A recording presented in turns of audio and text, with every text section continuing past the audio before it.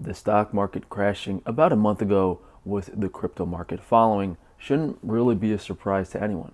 This is just another cash out, the biggest one since you know what. For the elite market manipulators. Yeah, they're so elite, they have to take advantage of the masses and control the market they tell them to invest in. One thing I have repeated several times, and I will say it again, if someone is making money on the stock market, crypto, NFTs, someone else is losing money. Of course, we hear more success stories because the people in control of the media need everyone to buy in so that the rich can make their profits. You will never know the truth about so many people losing their savings or considerable amounts of money for themselves on the markets. Most of you guys know my opinion on cryptocurrency. I've done several videos on it now, referring to it as a Ponzi scheme, that the whole thing is a huge scam. And I even wanted to do a video on how I don't think Bitcoin mining is real. The psychos in charge can certainly monitor how much cryptocurrency you own, which opens up to the larger picture of knowing how various cryptocurrencies are distributed throughout the entire user base.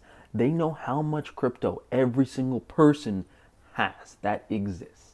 That means the elite know how many coins themselves the elite own versus how many coins the general population of gullible people has. As soon as they see that enough people bought in, they tell, okay, you guys can cash out, crash the currency, only to do the same thing over and over and over again. And I think that's a big reason why the NFTs came out and there's always some new cryptocurrency, because they need the suckers to keep buying into something new and promising to get you rich. Cryptocurrencies melt down in a perfect storm of fear and panic. A steep sell-off that gained momentum this week starkly illustrated the risks of the experimental and unregulated digital currencies. The price of Bitcoin plunged to its lowest point since 2020. Coinbase, the largest cryptocurrency exchange, tanked in value. A cryptocurrency that promoted itself as a stable means of exchange collapsed, and more than 300 billion was wiped out by a crash in cryptocurrency prices since Monday. So in this first article, mainstream media is trying to paint the digital currency as unregulated. Biden endorsed Fed shock therapy. Why the $1 trillion Bitcoin, Ethereum, and crypto price crash could just be getting started. Bitcoin cryptocurrency prices have been hit by an almighty sell-off this month, wiping around 1 trillion from the crypto market since early April, though Elon Musk surprised some by signaling his continued support. Crash could just be getting started. I wonder what they mean by that. Is this predictive programming nonsense making anyone else vomit? The crypto crash is just the start. Is the US destined to have a recession in 2022? The American economy isn't looking great right now. US GDP shrank last quarter despite a hearty showing from American consumers. Inflation is high, markets are down, both wages and personal savings rate show some troubling statistical signals. Is the US destined to have a recession in 2022? I don't know for sure, but there are 9 signs that worry me. 1. Everybody's stock portfolio is disgusting right now. The NASDAQ is down 30%. Growth stocks and pandemic darlings such as Peloton and Zoom have crashed more than twice that amount. Hedge funds that back these growth stocks, including ARK and Tiger Global, have been crushed.